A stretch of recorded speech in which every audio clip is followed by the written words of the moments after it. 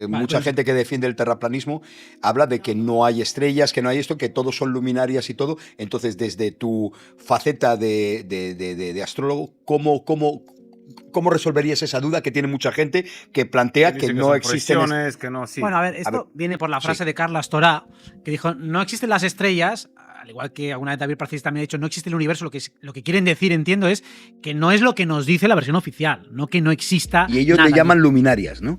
Las luminarias se refieren al Sol y la Luna, que son las que, o sea, que son el Sol y la Luna, que son las que iluminan No realmente a el las cielo. estrellas. No a las Vale, estrellas. perdóname. Vale. Entonces, todo el conjunto de cuerpos celestes, claro, hay que partir de la base de que todas las astrologías vienen de la antigüedad y todos eran culturas terraplanistas, con lo cual no hay contradicción jamás entre el terraplanismo y la astrología. Porque, Por ejemplo, los rosacruces eran obsesionados con la astrología y la numerología. bueno, pero me refiero a que Los pitagóricos, etcétera. toda la antigua toda la astrología que viene de Babilonia, de Sumeria, de donde sea, era una cosmovisión que oficialmente está datado antes del heliocentrismo, es decir, que no hay contradicción al respecto.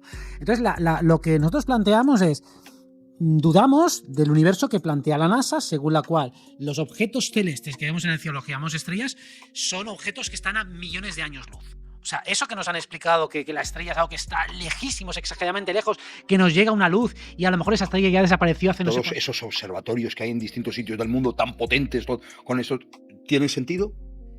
No sé si tiene sentido, algo harán, pero me refiero que yo lo que dudaría son de las interpretaciones que sacan a lo que ellos registran con esos aparatos, esos telescopios, que pueden ser cosas interesantes, ¿no? De ese objeto lumínico, pero yo dudaría que eso es un sol, como nos están diciendo, dicen que cada estrella es un sol, que está en otro lugar. Yo dudaría de que eso sea así. Y entonces, esto ya lo explicaba yo el otro día, cuando pasas según qué altura las estrellas ya no se ven. No tiene ningún sentido que desde la Luna no puedas ver estrellas. ¿Para qué sirven esos telescopios, observatorios tan potentes que dicen que ven a miles de años luz? Pues no sé exactamente para qué servirá. Claro, si se está tan. Quiero decir, si dijo que el tío que se hizo el salto de Red Bull, desde esa altura ya no veía.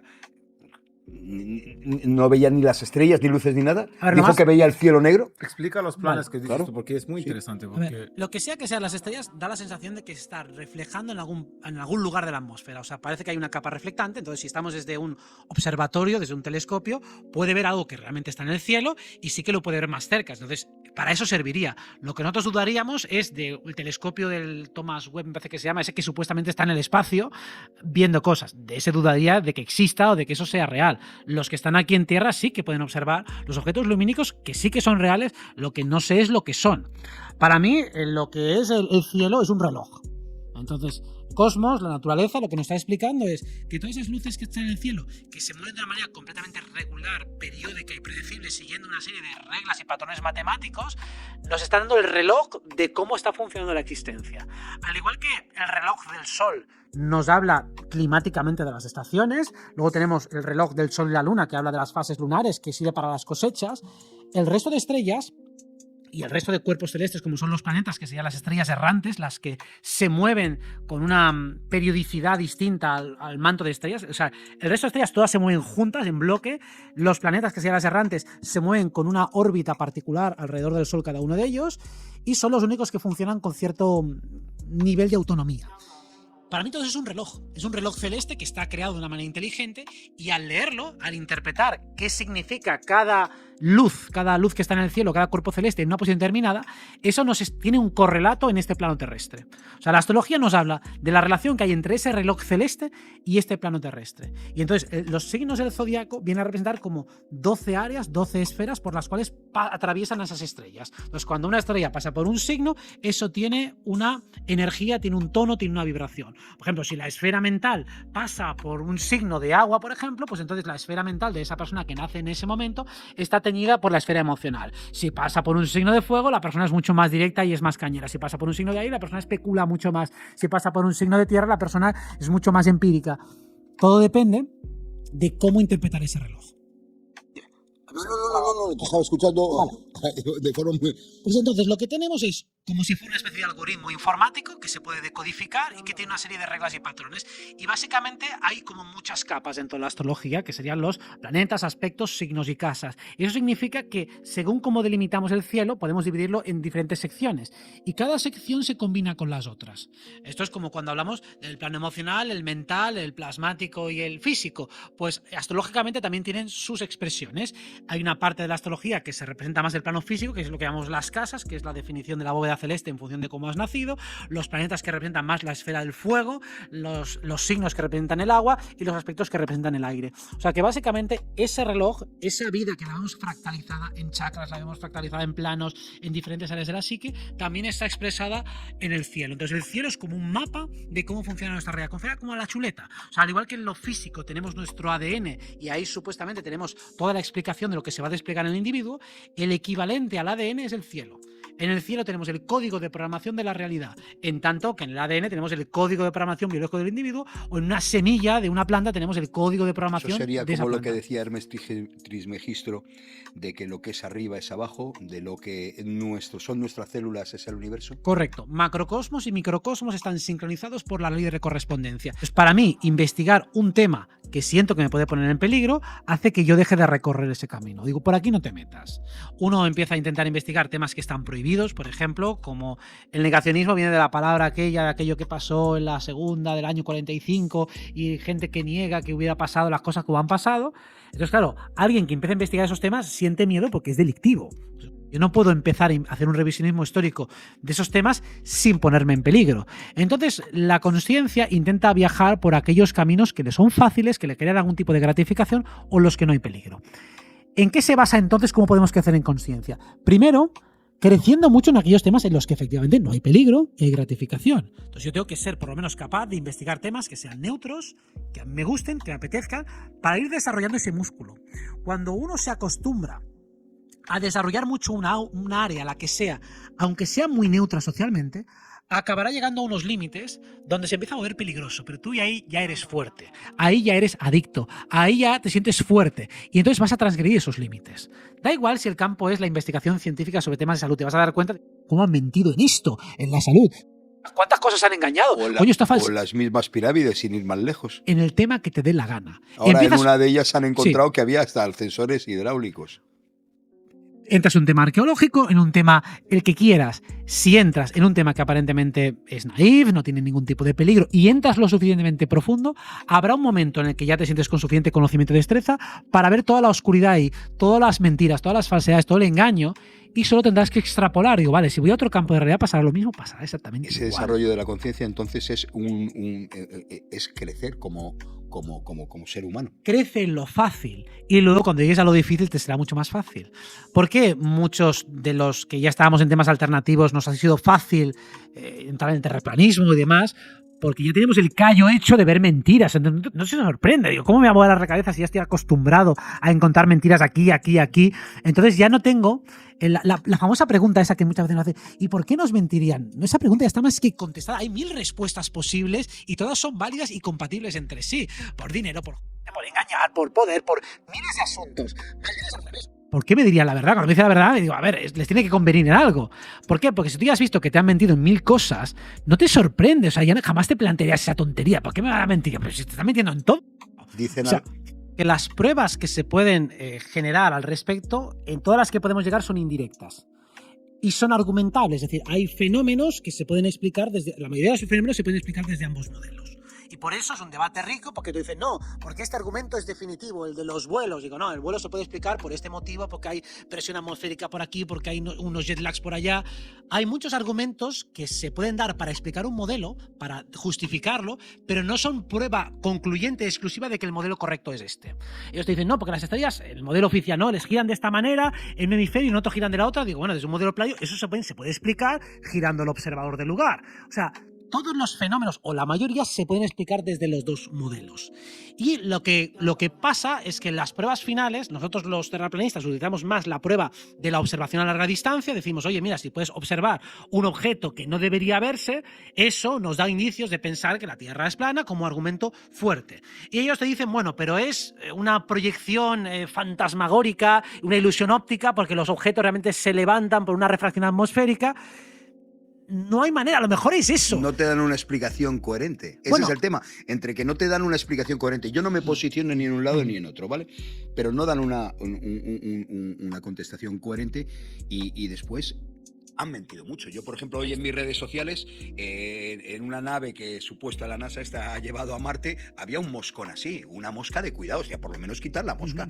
Es decir, ir con cuidado, analizarlo y esa mosca, coño, que no aparezca Claro. ahí. Es que, claro, estos son argumentos secundarios y circunstanciales porque dices, bueno, a ver, para nosotros las mentiras de la NASA están más que acreditadas y demostradas. ¿Eso demuestra que la Tierra es plana? No, pero te da indicios para por lo menos desconfiar de las agencias espaciales. O sea, son todo argumentos secundarios que suman. Entonces, a partir de ahí, ¿podemos explicar los fenómenos que acontecen en la Tierra con un modelo terraplanista? Sí, se pueden explicar. ¿Desde una Tierra globo? Casi todos también. Por eso genera debate. Ahora, yo pienso que si sumas todos los argumentos, te da que es más probable que sea una Tierra plana. De hecho, yo estoy casi 100% convencido de que lo es, pero entiendo que haya gente que, como es un debate tan complejo, tan lleno de aristas, donde todo se puede explicar desde muchos ángulos, que mucha gente no se posicione, porque no es una cuestión fácil. He tardado muchos años estudiando todos los argumentos, pros y contras, para llegar a convencerme, y la mayoría de eso con un soporte gráfico para decir, ¿se puede explicar todo desde una Tierra plana? Sí, se puede. Si se puede todo, pues pienso que por la observación a larga distancia, por las mentiras de la NASA, por el conflicto de intereses de las agencias espaciales y demás, pues si esto fuera un crimen y no tienes pruebas concluyentes, pero casi todas apuntan a que este es culpable y todas nuestras observaciones cuadran más con un modelo plano que con una esfera giratoria que va girando no sé cuántas mil velocidades, y sobre todo se vuelve mucho más profuso y complicado cuando empiezas a explicar el espacio exterior. Ahí es cuando ya todo se rompe en pedazos, porque claro, cada vez la mentira se hace más gorda, dices, hay demasiadas cosas del espacio exterior que no cuadran. A partir de ahí llego a la conclusión de que seguramente no se ha salido nunca al espacio exterior y que el modelo que tenemos ahí afuera es muy discutible. Bueno, por lo menos que se quede en eso, que todavía es discutible y cuestionable, porque muchos pilotos han ido tanto de un lado como de otro y dicen, no, yo he dado la vuelta al mundo muchas veces, pero claro, en el modelo teórico de la Tierra plana, claro, el Polo Norte estaría en el centro y estarían dando vueltas alrededor del Polo Norte, en ese modelo, que ya digo que no me posiciono en una posición en otra. Y luego muchos pilotos, yo tengo algún conocido, evidentemente no le voy a mojar, que me ha hablado por privado, que me ha dicho que cree que es así. O sea, quiere decir, por las cuentas que ha hecho y las cámaras que llevan y todo, me imagino que tendréis testimonios de pilotos que ellos a ciencia cierta lo sabrán, ¿no?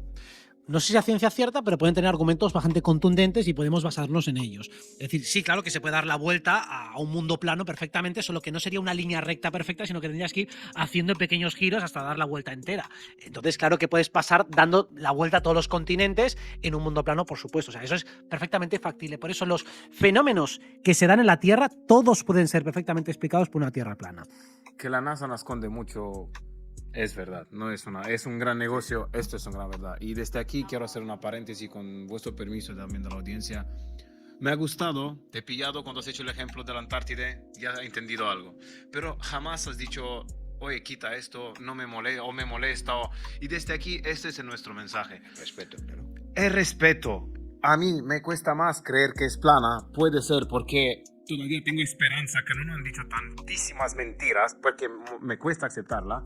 Pero no significa que no podemos sentarnos y tener un debate, o por lo menos escuchar, porque no soy capaz de tener un debate, de decirte, no, porque es esférica. No lo tengo. Ni yo Prefiero tampoco. escucharte y cada uno se posicione como quiere. Y desde aquí, ese es nuestro mensaje.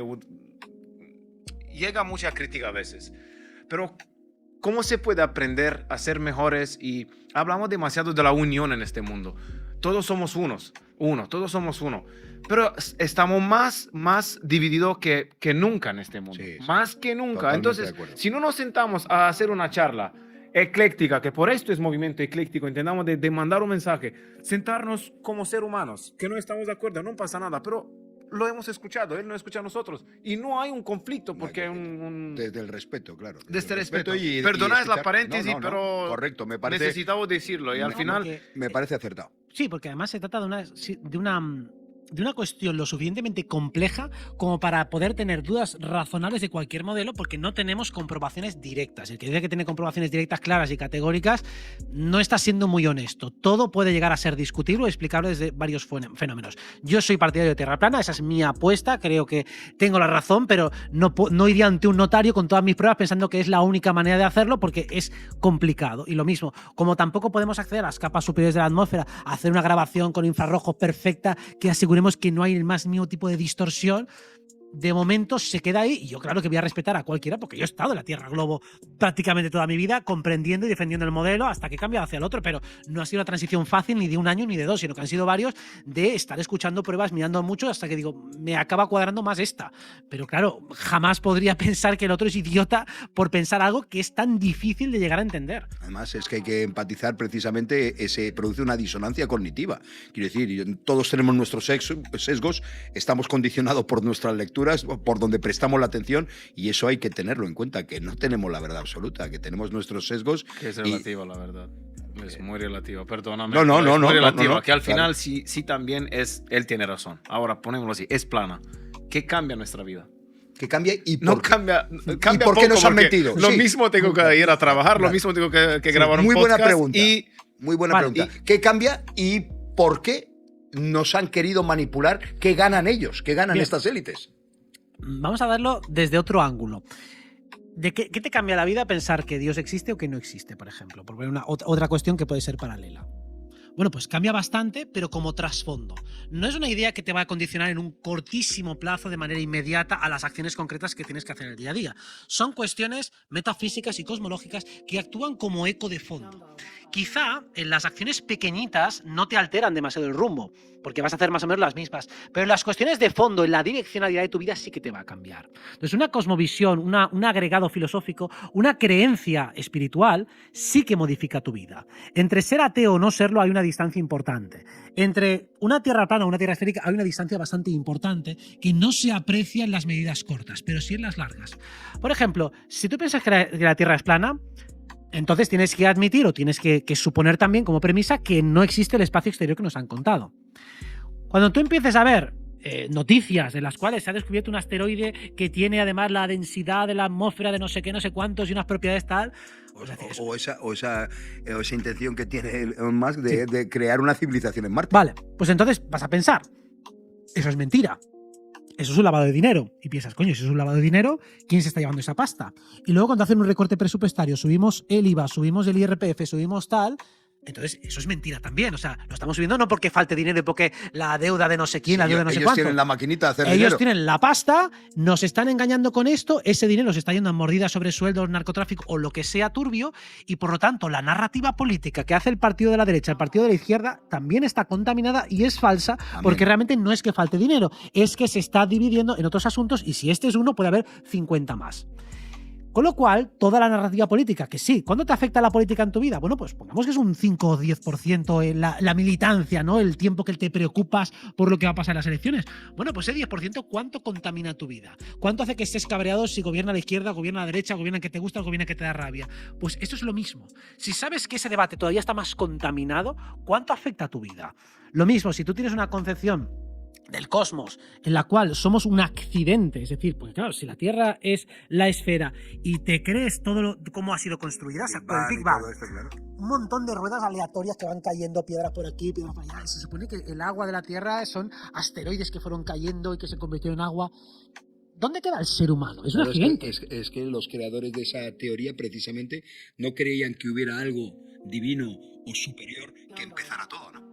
Claro, bueno, no, los creadores sí que, porque eran religiosos, eran jesuitas. Sí, de lo que era el jesuino, pero lo que tú dices, quiero decir, tiene que haber una entidad inteligente superior que diera el primer chispazo. Claro, sí, por supuesto, sí. Intentan hacer la tesis y la antítesis, ellos te empiezan desde el lugar religioso, desde el lugar científico, e intentan cuadrarlo para que todos estén dentro de su relato. Entonces da igual si tomas un génesis bíblico de una manera literal creacionista como un Big Bang, que al final vas a llegar al mismo punto. Porque en ambos, en una cosmovisión teológica jesuítica a nivel más exagerado, tú eres un ser humano que ha sido aquí puesto por Dios, pero eres como, vamos, estás puesto a prueba por él. O sea, que la visión que tiene no te dignifica. Más bien te considera como una especie de mancha, porque vienes con un pecado original, como un pecador que tienes que expiar y que tienes que venir aquí a sufrir. Y encima que contaminas y que... Que eres una basura, vaya. Una basura, sí. Y si vienes desde la vía Big Bang, entonces eres un accidente de un mono que se tiró a no sé qué iguana y una especie de orgía extraña, interracial y zoofílica que llega finalmente al ser humano. Eres un accidente y una mota de polvo en el universo. ¿Dónde queda el ser humano? En un lugar bastante indigno, bastante accidental, y si un día tú tienes una crisis existencial, tocas fondo, ¿a dónde te agarras? Si te agarras a un universo sin sentido, no vas a tener muchos argumentos para salir de esa depresión. Si en cambio piensas que el cosmos es un reloj inteligente, donde tú gozas de un lugar especial y protagónico, que estás ahí para algo. Que eres un dios en ti mismo también. Claro, que eres un dios creador, que eres una fractalidad de esa fuente divina. Bueno, pues si yo siento y creo que tengo una misión, que además todo lo que hago tiene un sentido, que lo que yo hago y yo genero tiene una proyección o correlación holográfica en el mundo externo, hombre, ya empiezo desde un lugar más alto y más digno. O sea que aunque solo fuera como un placebo psicológico, es más beneficioso pensar que tiene un sentido y un propósito de vida que pensar que no lo tiene. Sí, pero ya tiene sentido el empoderarse uno mismo precisamente por lo que tú dices. Por eso los filósofos antiguos griegos llegaban a la conclusión de que por una cuestión pragmática era más inteligente creer en Dios que no creer en él. Porque te decía, mira, si realmente no existe, yo he vivido más feliz y más tranquilo pensando que existe, pensando que hay un más allá, y si luego no lo hay, pues ¿qué más da? No hay nada. O sea, se acabó. Y sin embargo, si lo hay, y yo he sido ateo y he hecho lo que me da la gana, luego habrá un castigo. Y si me he portado bien, habrá premio. Entonces, en todos los casos salgo ganando. No tiene ninguna significación estratégica como inteligencia social el ser completamente ateo. Casi todos los hombres de ciencia, empezando por Tesla, empezando por Albert Einstein, casi toda la gente de ciencia, no los que han tenido un Nobel por literatura y todo, creen en la existencia de Dios. Y como tú bien dices, claro, ese Dios original, ese Dios que nos empodera a todos nosotros, pues tiene bastante sentido. Claro, el científico llega a la conclusión lógica de que o bien esto es una simulación, pero esto tiene una arquitectura inteligente. Esto no puede ser fruto del azar, porque ya empiezas a ver la proporción áurea, que si el número pi repetido en no sé cuántos sitios, que si la secuencia Fibonacci aquí, que unas emergencias de la conciencia, de la mente, unos órganos perfectamente sincronizados, actuando en simbiosis, unos instintos que funcionan de manera que se regulan perfectamente entre sí. Coño, esto es un diseño inteligente. O sea, no hay software que reproduzca la maravilla que es el cuerpo humano. La propia creación de la vida mediante la unión de espermatozoide y óvulo es una maravilla de ingeniería que como mínimo solo tiene que haber creado alguien. Tú sabes que actualmente vivimos esclavos de ese mantra cientificista y médico y esta gente tratan de imponer una sola verdad y la propia ciencia, la esencia de la ciencia es cuestionarse, es dudar, es cuestionarse, es no dar por hecho las cosas. O sea, ellos mismos se están contradiciendo, ¿no? Exactamente, porque desde el discurso de la comunidad científica, el pensamiento crítico solo se aplica a lo que ellos no dicen. O sea, solo se aplica hacia los demás. Hacia ellos jamás.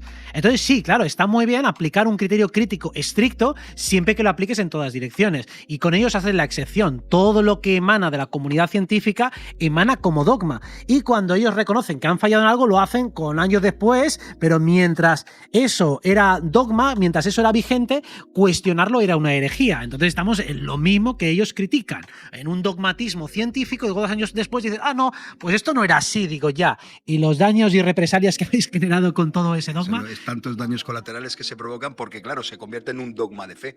Y precisamente la ciencia tiene que ir continuamente avanzando y la ciencia tenemos que tener en cuenta que existe una ciencia oficial, oficialista, y luego una ciencia que es en la que confío más yo, que no está comprada, no está vendida al poder. Entonces esa ciencia pues cuestiona a la propia ciencia. O sea que no es algo hegemónico, es algo que entre ellos mismos tiene sus luchas. Claro, la ciencia es simplemente pues, una metodología humana para tratar de llegar a un conocimiento verdadero. Entonces es algo escéptico que cualquiera puede llegar a ejercer si cumple las reglas del juego.